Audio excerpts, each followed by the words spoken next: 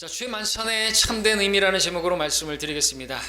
만찬의 참된 의미, 모르는 사람들이 너무나 많기 때문에 그렇습니다. 우리는 만찬, 주의 만찬이라는 이름도 주의 만찬이죠. 성찬도 아니고 성만찬도 아니고 무슨 성체성사도 아니고 화채설도 아니고 그렇습니다.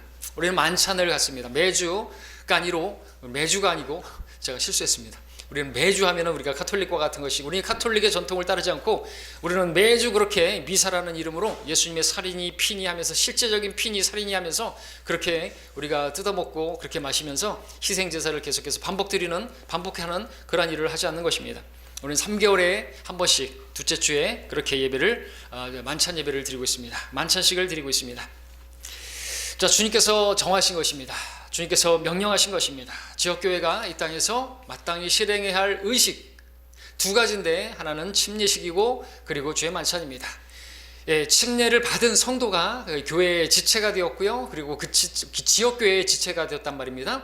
성령 침례를 받으면 우리가 그리스도의 몸의 지체가 되었지만, 우리 지역교회의 일원이 되기 위해서는 물침례를 받음으로써, 그리고 그렇게 물침례에 순종한, 첫 번째 순종한 그러한 성도가 교회의 지체로서 또 하나 되기 위한 그러한 이 교제, 바로 주의 만찬 교제에 임하는 것입니다. 그래서 만찬 예배는, 만찬식에 참여할 수 있는 사람은 구원을 받은, 그리고 침례에 순종한 성도가 그렇게 합니다. 이 외에 어떠한 형식이나 어떤 의식이나 이런 것들은 없습니다. 사람들의 전통과 사람들의 교리나 이런 것들을 하게 되면 하나님의 계명을 어기는 것이고, 하나님 말씀을 폐기하는 것이며, 하나님께서 가증하게 여기는 그런 짓을 하는 것입니다. 자, 그런데 로마 카톨릭은 7성사라는 것이죠. 7가지 성사를 그렇게 만들어 놓고, 그것을 또 구원과 또 어떤 그런 것들과 연관시켜서 실행을 하고 있습니다. 간단하게 말씀을 드려보면 세례의 성사가 있습니다. 첫 번째, 세례의 성사, 세례를 받는 것이죠. 또 성스러운 의식이라고 말하는 것이죠. 세례의 효과 또는 세례의 은혜는 풍요로운 것이다. 이 은총으로 세례받은 사람의 원죄와 모든 본죄가 사해지고 성부와 양자 된다 이거죠. 그리스도의 지체, 성령의 몸의 교회의 일원이 되고 그리스도의 사제직에 참여한다. 로마 카톨릭 교리서 1279강. 세례를 통해서 원죄와 또 자범죄 나눠가지고 본죄가 사해진다는 거죠. 원죄만이 아니라. 뭘 계속해서 고해상소라는 것인가?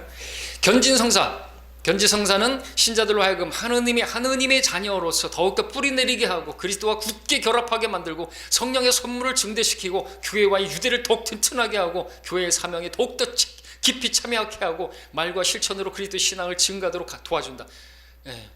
견지성사가, 와, 이것만 딱 받으면요 그냥 끝나네요. 와, 주님과 결합해가지고 정말 승승장구하는, 말과 실행에 있어서 그리스도 신앙을 증거하는, 그렇게 만들어주는 게 어떤 의식이에요? 세 번째, 성체성사. 이게 바로 미사고, 이게 주의 만찬이 우리 그죠? 성체성사는 교회 생활의 핵심이며 정점인 미사, 이 성찬이를 말한다. 미사 거행은 언제나 하느님의 말씀 선포, 하느님 아버지께서 베푸신 모든 은혜, 특히 아드님을 우리에게 주신 데 대한 감사, 빵과 포도주의 축성, 그리고 주님의 몸과 피를 받아 모시는 영성체를 포함한다. 카톨릭 교리서 1048항. 미사의 가장 중요한 대목은 빵이 축성되어 예수님의 거룩한 몸 성체로, 포도주가 축성되어 예수님의 거룩한 피 성혈로 변하기 때문에 미사를 성체성사라고 한다. 화채설이라고 하기도 하고요. 실제로 그렇게 사제가 이렇게 딱 하면요 예수님의 살로 바뀌는 거예요. 예수님의 피로 바뀌는 거예요. 그럼 예수님의 살을 먹는 것이고 피를 마시는 거예요. 예수님이 계속해서 죽이는 것이죠. 자, 그 다음에 고해성사, 네 번째, 고해성사란 세례성사를 받은 신자로 하여금 세례받은 이후에 지은 죄에 대하여 하나님께 그 용서를 받으며 또 교회에 화해하도록 해주는 성사이다. 누구한테 하는 것이요? 신부한테 하는 것이요. 그리고 뭘 하라고 하면은 그걸 또 해야 되는 것이고 죄가 사해지는 것이요. 우리는 어떤 중보자도 없어요. 예수 그리스도 외에는 중보자가 없죠.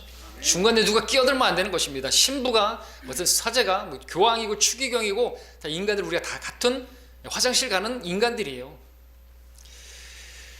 자, 근데 그러한 사람들 앞에 가가지고요, 안 되는 것이죠. 우리 중보자는 예수 그리스도 한 분밖에 없는 것입니다. 다섯 번째, 혼인성사. 한 남자와 한 여자가 하느님의 공동체 앞에서 자유로이 계약을 맺어 결합하고 사랑과 봉사의 삶을 살아가게 하는 그러한 성사. 혼인성사 이런 거 하면은 막 그렇게 가정이 화목하게 되고 봉사하고 어떤 불륜 저지르지 않고 그렇게 되는 것인가요? 신품성사. 신품성사, 한 사람을 그리스도의 이름으로 하느님의 말씀과 은총을 통해서 교회의 목자요 사제로 축성하는 성사다. 로마 가톨릭 공식적 가르침에 의하면 예수께서 최후 만찬 중에 성체 성사를 명하심으로써 사도들을 신약의 사제들로 임명하였다. 가톨릭 교리서 611 1337항. 이 신품성사를 통해서 목사가 되고, 목사가 아니라 그들은 이제 사제가 되는 것이고, 수녀가 되는 것이고, 그들은 추기경이 되는 것이고, 그런 것들을 받는 것이죠. 자, 그 다음 7번째, 병자성사. 죽을 위험에 처한 병자들에게 그리스도의 순환과 죽음에 동참하게 하여 위로와 치유의 은총을 주는 성사이다. 그리고 그 외에 종부성사라는 것도 있죠. 자, 그러나 하나님 피로 사신 우리 성도들 믿는 교회들에는 이와 같은 성사가 없는 것입니다. 이와 같은 의식 따위는 없는 것이죠. 교회가 실행하는 의식은 오직 죄의 만찬과 그리고 침례식밖에 없고, 그것은 어떤 성스러운 그것을 통해서 뭔가 변화되어지고, 어떤 거룩하게 되어지고, 원죄가 사해지고 자법죄가 사해지고, 그리고 어떤 사람이 목사가 되고 어떤 사제가 되고, 그런 거 없다는 거죠. 단지 우리는 죄의 만찬은 그냥 의식일 뿐이에요. 기념하는 것이죠. 기억하는 것입니다. 기억함을 통해서 기념하는 것이죠. 무엇을 기억하고 무엇을 기념하는 것입니까? 주님께서 나를 위해서 죽으셨다라는 거죠. 나를 위해서 몸을 찢으셨고, 나를 위해서 피를 흘리셨고, 그래서 내가 그 믿음으로 구원을 받았고, 하나님의 은혜라고, 그리고 그것을 우리가 기억해야만 우리가 죄에서 승리할 수 있고, 우리가 이 세상에 끌려가지 않을 수 있고, 그 목적으로 우리에게 주님께서 우리가 정말 잊지 말아야 할 것이 있다고 한다면 주님께서 나를 위해서 죽으신 것이다 이거죠. 그걸 잊지 않게 하시려고 이렇게 시청과 교육으로 보여주면서까지 그것을 말씀하셨다면 우리는 이것을 해야 하는 것이죠. 굳이 이거를 해가지고 이런 의식을 통해서만이 내가 주님의 죽으심을 어찌 잊어버릴 수 있겠는가 라고 말하면서 이런 의식을 또 가볍게 여긴다고 한다면 그 사람은 또 지나친 의인이 되겠죠. 바리새인이 되는 것입니다. 우리는 그렇게 솔직히 말해보세요. 여러분, 왜 죄를 짓는 것입니까? 여러분, 죄 안 짓고 하루라도 살아본 적 있습니까? 깨끗하게 난 한 점 부끄러움 없이 하나님 앞에 부끄러움 없이 하루하루를 살았던 적이 몇 날이나 있습니까? 왜 그러면 죄를 졌습니까? 잊어버렸기 때문이죠. 무엇을요? 주님께서 나의 그 죄 때문에 죽으셨다는 걸 잊어버렸고, 그 더러운 죄를 내가 또 지었다는 것은 그분의 그 죽으심을 잊어버리고 망각했다는 것이죠. 그렇기 때문에 우리는 내가 어떻게 잊어버릴 수가 있겠는가? 이 만찬식 따위는 필요 없다라고 그렇게 말하면 안 되는 것입니다. 하나님 우리보다 더 잘하시는 우리 주님이시잖아요. 그러니까 이것을 의식이라고 해가지고 단지 형식적이라고 해서 나 이런 거 필요 없어 라고 생각하시면 안 되겠습니다. 하나님께서 하라고 하셨으면요 하면 되는 것이고, 거기에는 분명한 목적이 있으시고 또 분명히 이유가 있으신 것이죠. 하면 되는 것입니다. 우리는 없는 건 하지 말고요, 이런 무슨 칠성사 이런 거 하지 말고요, 그죠? 우리는 하라고 하신 것만 하면 되는 것입니다. 우리는 진리를 거슬러서는 아무것도 할 수 없고 오직 진리를 통해서만 하면 되는 것입니다. 자, 기념의 의미고 기억과 선포의 의미이지 성스러운 어떤 능력을 갖게 하는 어떤 의식 같은 건 아닙니다.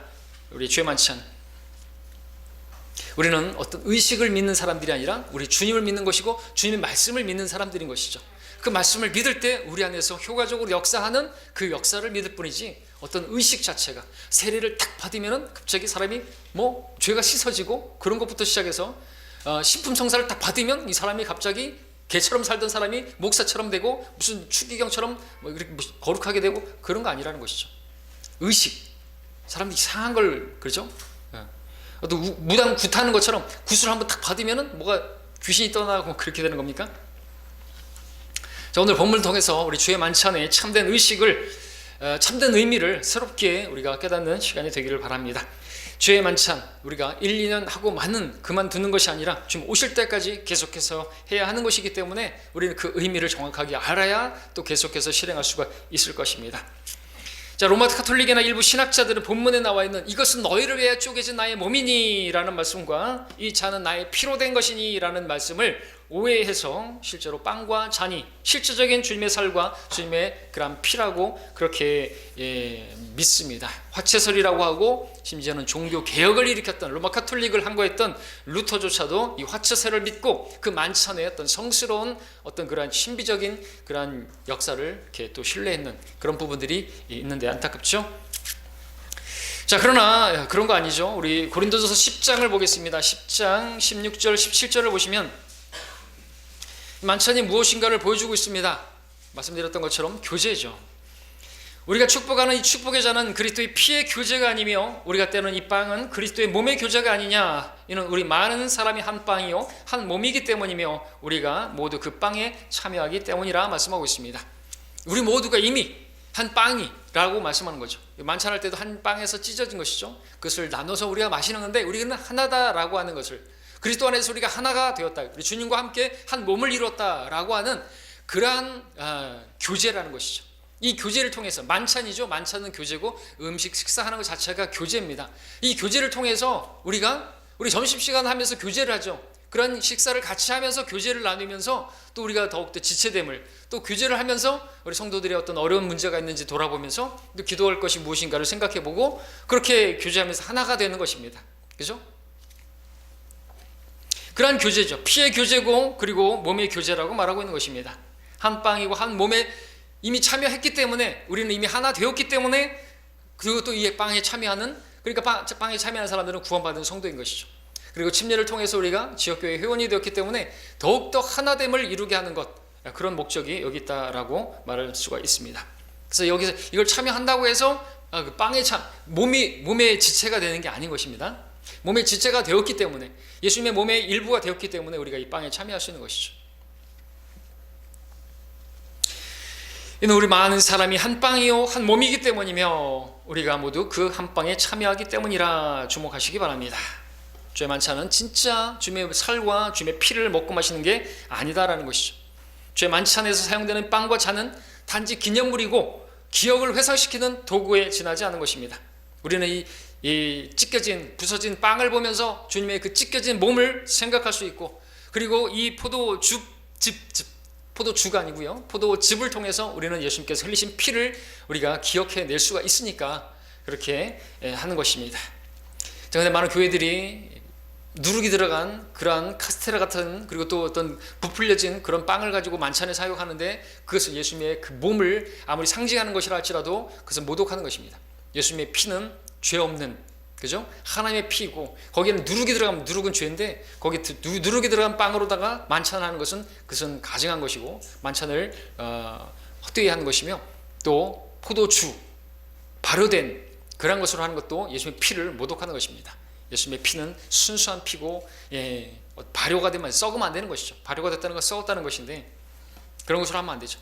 그래서 신부들은 가톨릭에서 미사를 하고 나면 가톨릭에 하여튼 이렇게 좀 얼굴이 벌게 가지고 사제들이 특별히 그날은 더 심하죠.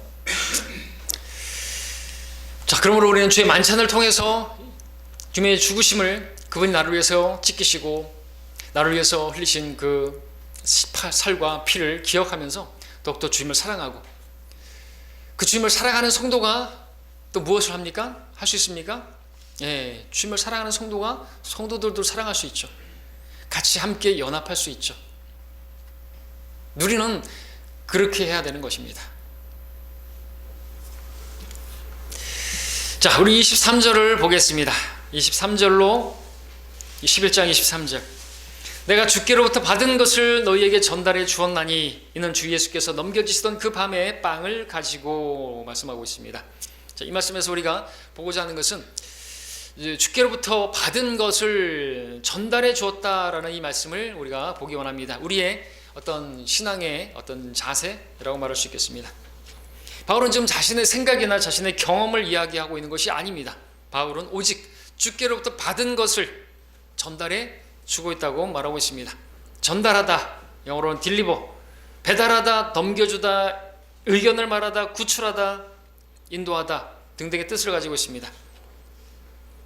그 뜻을 우리가 이해한다면 우리가 주의해야 될 것은, 우리가 다른 누군가에게 전달하고 인도하고 의견을 말하고 구출하려고 한다고 한다면 주께로부터 받은 것을 전달해야 하는 것이죠. 만약 그러지 않고 자신의 학식, 나의 도덕적 수준, 나의 어떤 사회적인 명성, 어떤 나의 지혜, 이런 것을 통해서 누군가에게 전달하려고 한다고 한다면 반드시 실패하고 말 것입니다.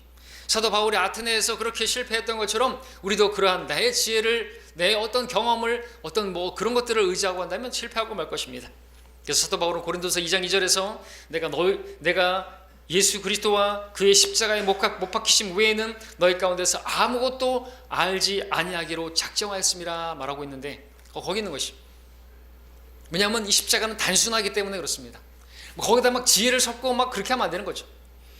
유대인들은 표적을 구하고 헬라인들은 지혜를 찾는데 이 아테네 자기들 지혜를 추구하는 사람들 어리석게 여겨버리는 거죠. 근데 자기도 거기다 지혜를 막 섞으면 안 돼요. 우리가 여러분들 복음은 단순하게 전하면 됩니다. 단순하게 전하는 사람이 잘 전하는 것이. 여러분들 구원받은 성도들이면 다 전할 수가 있어요.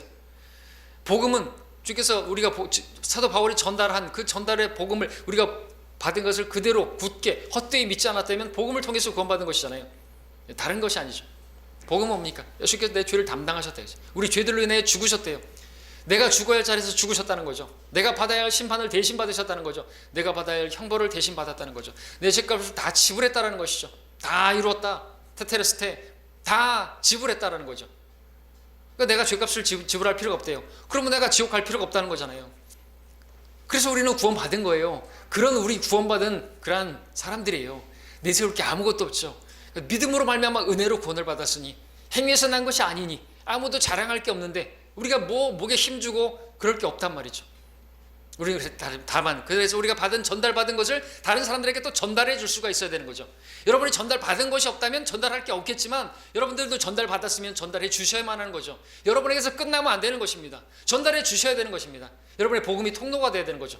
여기서 끝나버리면 안 되는 거죠. 여러분들 누군가가 전해줬기 때문에 전달받은 사람이 전달해줬기 때문에 여러분들도 오늘 지금 이 자리에 있는 거 아닙니까? 왜 나만 구원받고 말 많은 것입니까? 복음을 전해야 되는 것이죠. 바울은 복음의 빚진 자로서 그 받았기 때문에 복음의 빚을 진 자로서 갚기 위해서 열심히 전했던 것입니다. 받아들이지 않으면 그만이죠. 우리는 의무를 다하는 것이에요. 영적 살인이죠. 내가 복음을 전하지 않으면 화로다가라고 했는데 영적인 살인이에요. 벼랑으로 가고 있는 걸 뻔히 알면서도 전하지도 않는 것이 전도지도 안 주는 것입니까? 카톡이나 이런 데다가도 전도지 우리 넣어놓고 읽어볼 수 있도록 그렇게 기회들을 제공해 줄 수 있어야 되는 거죠. 내가 입을 딱 닫고 있으면은 하나님 앞에 가서 뭐라고 하실 겁니까?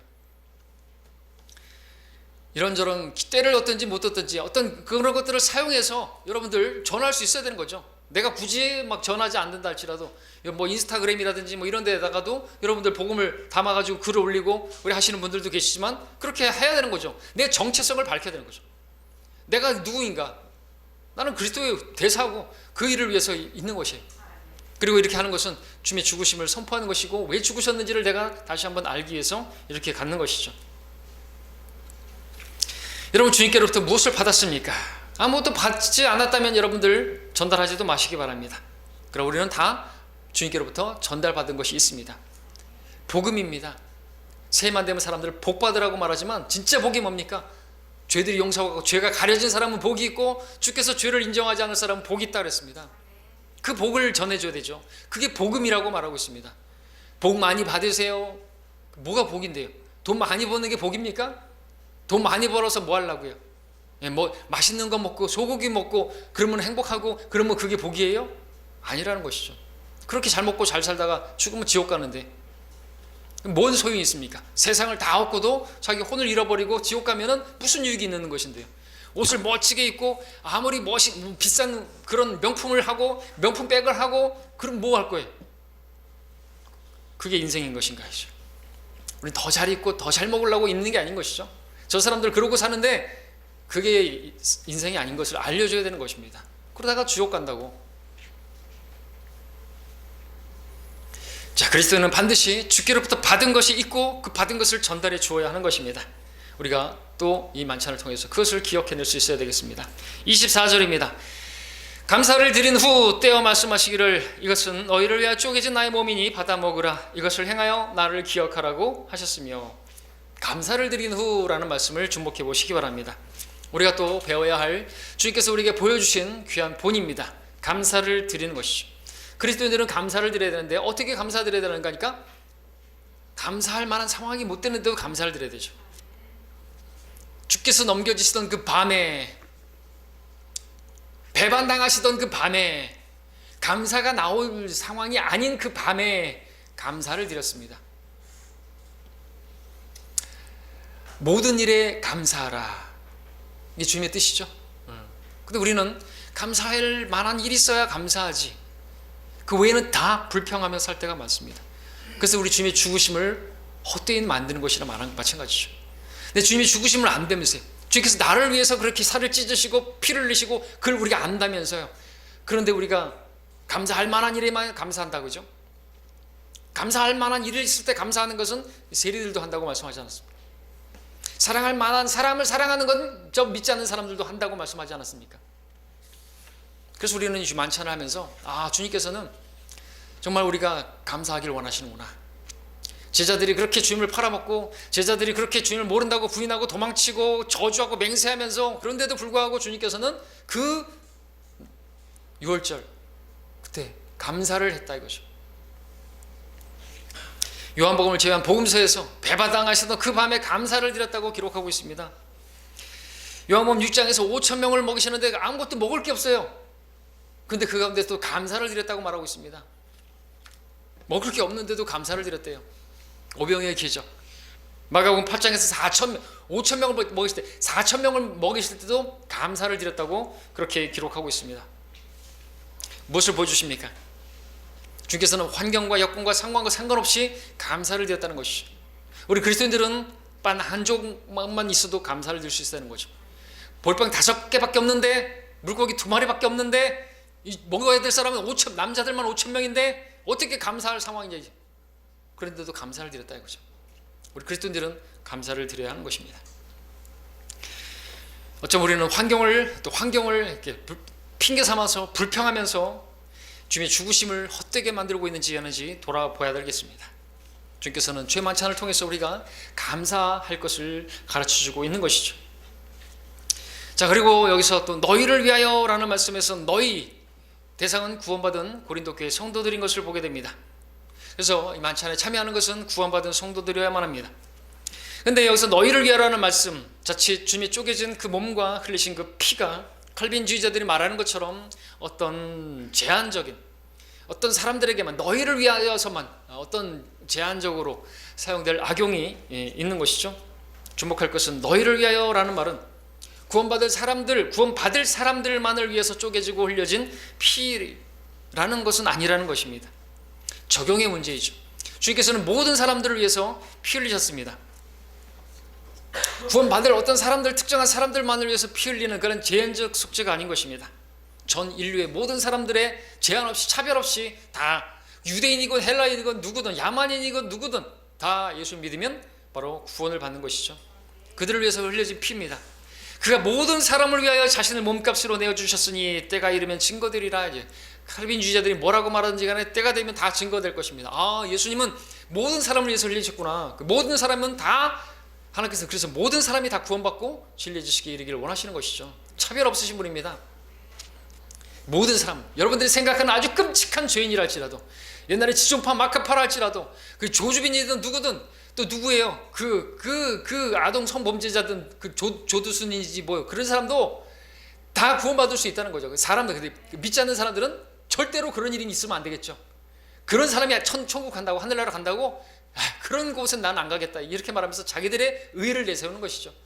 근데 그들이나 우리나 다르지 않은 죄인들이에요.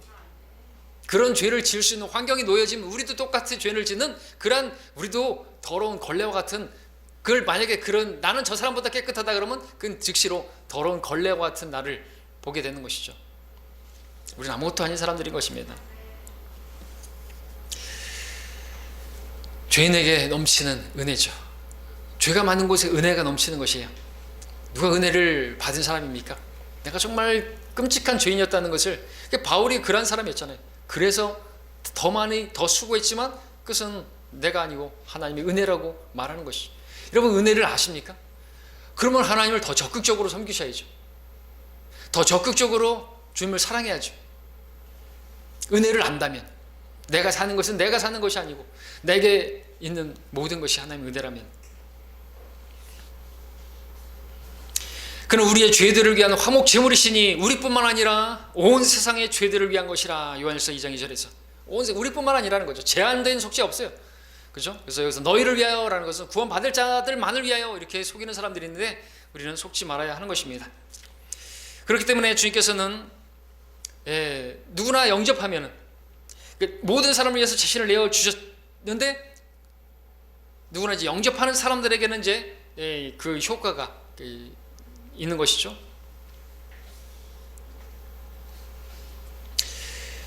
주님을 영접한 사람들에게만은 그 부활의 능력도 주어지게 되는 것입니다. 하나님의 아들들이 되는 권세가 주어지게 되는 것입니다. 자, 그러기 위해서 주님께서는 그 어떤 사람들의 도움 없이 성령의 능력으로, 하나님의 능력으로 그렇게 부활하셨던 것입니다. 스스로 하늘에 오른 자, 우리 주님밖에 없죠. 거룩의 영으로는 죽은 자들로부터 부활하여 능력으로 하나님의 아들로 선포되셨으니 라고 말씀하고 있습니다. 그리스도인들은 주님의 능력을 필요로 하는 사람들이지 자신의 능력을 통해서 주님을 도와주려고 하는 사람들이 아닌 것입니다. 그럴 수는 없겠죠. 말씀을 드리는 의미는 그런 의미에서 말씀드리는 부분, 쪼개진 나의 몸이라는 말씀 때문인데, 러크먼 목사님 주석서를 그대로 읽어드릴게요. 그분의 몸이 쪼개졌다는 것은 분명 그분이 살을 찢어 우리에게 나눠주셨다는 것이지, 뼈까지 으스러뜨려 그분의 몸을 몽땅 먹어치우도록 한 것이 아니다. 그분의 찢어진 살을 통해서 혼을 나눠주셨지, 그분의 영은 살이 찢어진 그 몸 안에 여전히 남아있었던 것이다. 이 구절을 뜯어고쳐 버린 변개된 성경들은 쪼개진 나의 몸에서 쪼개진이라는 말을 삭제시켜서 없애버리고 그냥 나의 몸이니 받아 먹으라고 변개함으로써 그분의 뼈까지 포함하여 몽땅 먹어치우려는 뜻으로 받아들이게 만들어 놓았다. 그래 놓고는 주님이 뼈도 추리지 못하고 으스러져서 맥도 추지 못하는 그러한 분으로 만들어버렸고, 몸도 추스리지 못할 정도로 연약했었으니 이 불쌍한 주님을 누가 도울꼬 하는 시기다. 그리고는 우리가 주님을 도와 그분을 일으켜 세우자라고 외치고 있다. 이처럼 성경에서 단어 하나만 삭제해도 엉뚱한 의미로 변질되어 이단을 퍼뜨리고 만다. 성경 한 단어만 삭제돼도 되죠. 예수님의 주의 뼈는 하나도 꺾이지 않고 부러지지 않잖아요, 그죠? 그러니까 여기서 이런 부분에 있어서 쪼개졌다라고 하는 것은 이 찢겨진 그 살을 말하는 것이지 뼈까지 부러졌다라는 그런 거 아닌데, 왜 그걸 삭제를 함으로 인해 가지고 완전히 뼈까지 으트러져 가지고 그걸 다 먹어버리는 것으로, 우리 살을 위해서 그분께서 우리의 살을 주셨지 우리 뼈까지 주신 것은 아니다라는 그런 의미 것이죠. 그래서 그러면서 우리가 그분을 뼈도 추스리지 못하는, 그래서 일어설 수 없는 그런 그분을 도와주기 위해서 이렇게 변개가 그런 것을 이룬다라는 것입니다. 자, 25절로 넘어가서 보겠습니다. 또 우리가 봐야 될 것이 무엇입니까? 식후에도 이와 같이 잔을 가지고 말씀하시기를 이 잔은 나의 피로 된 새 언약이라. 이것을 행하여 너희가 마실 때마다 나를 기억하라고 하신 것이라. 식후에도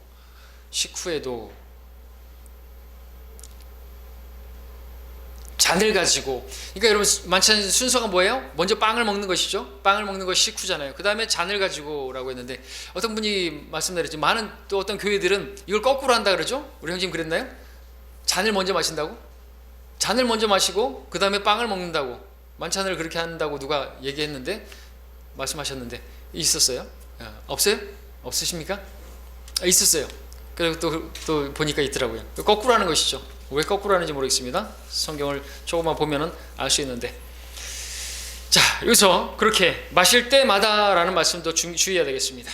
마실 때마다, 1년 중에 언제 몇 번 주의 만찬을 하라고 말씀 안 하시고 그냥 우리가 주의 만찬에서 빵을 먹고 잔을 마실 때마다 중요한 건 뭡니까? 나를 기억하라. 주님을 기억하는 게 중요한 것이지 그 횟수나 이런 것들은 정해지지 않았습니다. 그렇기 때문에 이것은 기념이지 카톨릭처럼 그렇게 희생제를 매주 계속해서 반복해서 드리라는 것은 절대로 아니라는 거죠. 카톨릭은 미사 때마다 정체성사라고 하면서 예수님의 진짜 몸을 먹고 진짜 진짜 피를 마신다고 가르치고 있습니다. 근데 아무리 그렇게 먹고 마시는데도 불구하고 그들에게 영생이 있는지 물어보면은 모른다고 말하거나 이루어가고 있다고 말하는 것이죠. 내 살을 먹고 내 피를 마시는 영생을 가졌나니 이랬는데, 왜 그걸 그렇게 문자적으로 받아들이면서도 영생을 가졌는지 안 가졌는지도 모르는 것입니까? 그런 의식을 통해서는 아무것도 온전하게 못하는 것이죠. 단번에 한 번에 주님의 죽으심으로써 영원한 구속을 이루셨다고 말씀하고 있습니다. 단 한 번 들이져짐으로써 영원한 구속을 이루셨다. 그래서 한 번 구원은 영원한 구원인 것입니다. 완전 속죄. 그 완전 속죄를 거부하고 매주일 속죄를 위해서 예수님을 죽이고 또 죽이고 하는 것은 매주일마다 십자가에 예수님 못 박아 죽이는 그러한 살인자들이나 마찬가지인 것이죠. 성경대로 지역교회는 주의 만찬을 카톨릭처럼 그렇게 매주 실행하지 않습니다. 지방교회나 또 몇몇 교회들이 매주 만찬을 해야 한다고 그렇게 우기지만, 성경대로 믿는 교회, 성경적인 지역교회는 그렇게 하지 않습니다. 우리는 매 3개월마다 하는 것입니다. 교회가 그렇게 정하면 하나님께서도 그걸 인정하시는 것이죠.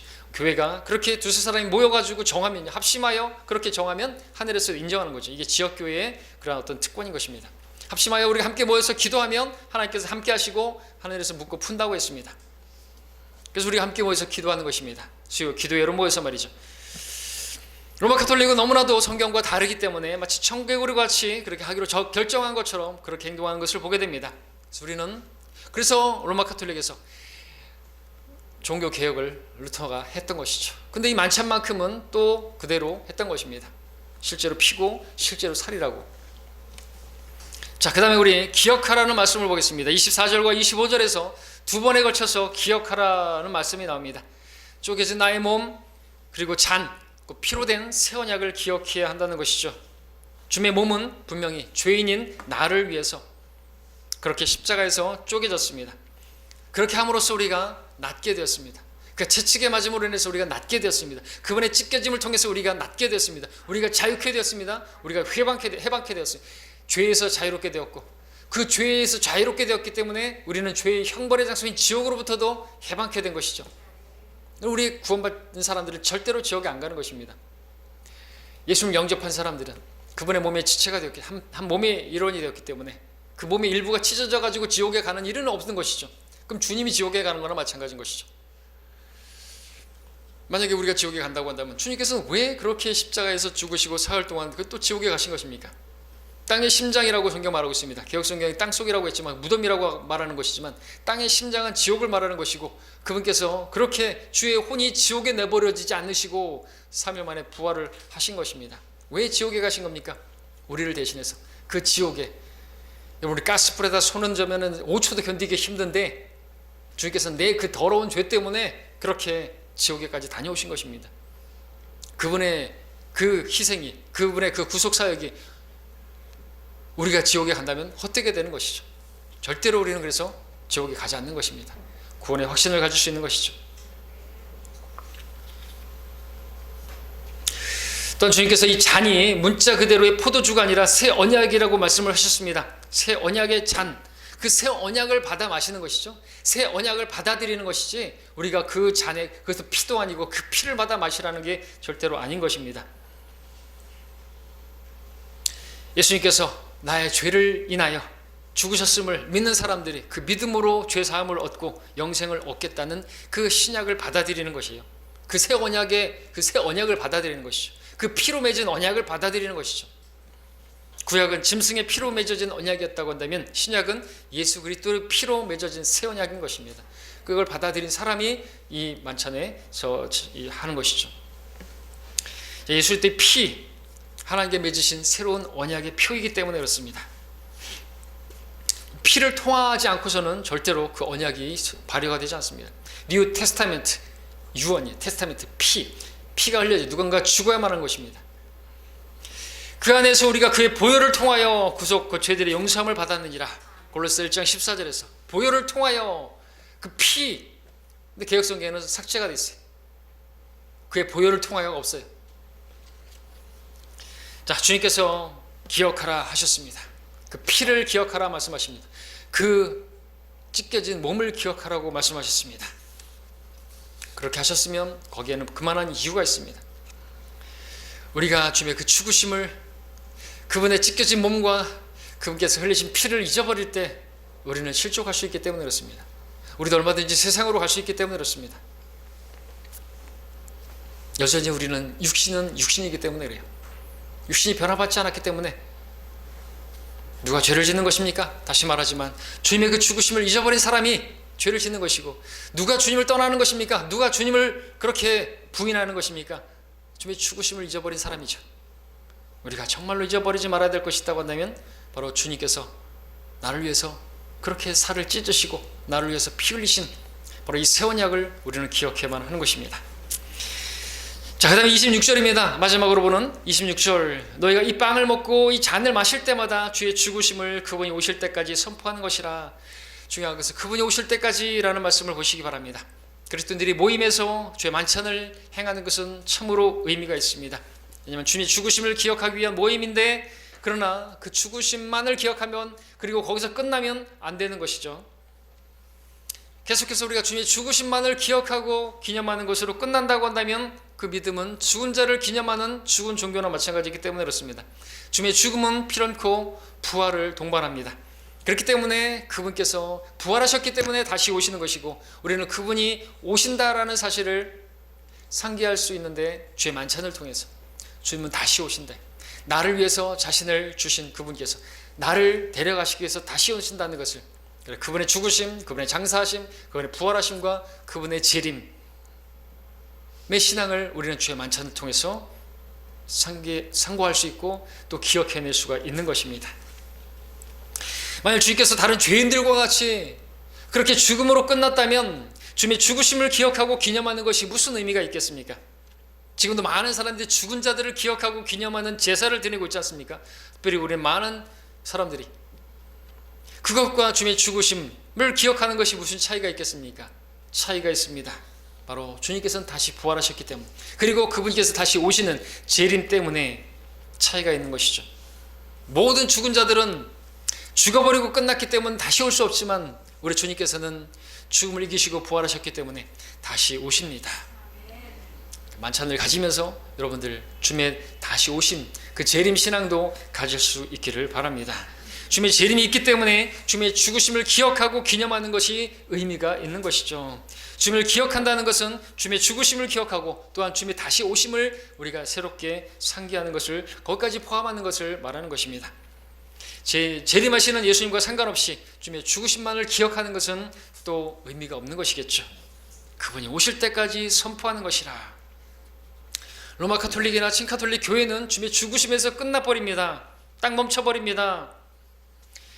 그들이 아무리 성경에도 없는 부활절이라고 하는 것을 지키면서 아무리 떠들다 할지라도 주님의 재림을 가르치지 않는다면 쓸데없는 종교놀이요, 또 그와 같은 성찬식이 될 것입니다.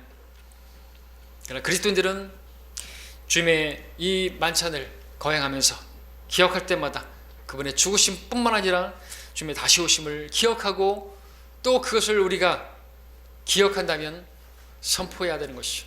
우리 안에서만 이것이 주님의 죽으심이고 나를 위해서 죽으셨고 그분께 다시 오신다 라는 것을 하고 끝나는 것이 아니라 또 우리가 선포할 수 있어야 되겠죠. 이 자체가 선포하는 것이지만 또 우리가 이것을 믿는다면 모르는 사람들에게 예수님께서 왜 죽으셨는지를, 그분께서 왜 십자가에서 몸을 찢으시고 피를 흘리셨는지를 우리가 선포할 수 있어야 되겠죠. 그리고 그분이 다시 오신다. 이 세상은 그대로 가는 것이 아니다. 심판이 있다. 종말이 있다는 것을 우리가 선포할 수 있어야 되겠죠. 말씀의 결론을 맺겠습니다. 주의 만찬은 주의 죽으심 그리고 부활, 재림을 기억하기 바라시는 주님께서 우리에게 명령하신 의식입니다. 그러나 이 의식은 의식 자체로 끝나서는 안 되겠죠. 바르게 정확한 의미를 우리가 알아야 하고 정확하게 우리가 실행해야 할 것입니다. 그리스도인들은 주님의 죽으심만 기억하고 기념하는 사람들이 아닙니다. 쪼개진 그 몸과 흘려진 피를 기억함을 통해서 우리는 그것을 전달받은 이 복음을 다른 사람들에게 또 전달해 주어야 하고 전파해야 하고 선포해야 할 사람들인 것입니다. 이 일은 그분이 오실 때까지 선포해야 할 소중한 의식인 것입니다. 우리 각자가 주님 앞에서 이제 우리 자신들을 돌아보면서 주님의 찢겨진 몸과 흘려진 피의 그 새 언약을 기억하면서 우리가 이 만찬에 이제 참여하는 우리 모두가 되기를 원합니다. 합당하게 먹고 마시는 우리 모두가 되기를 원합니다.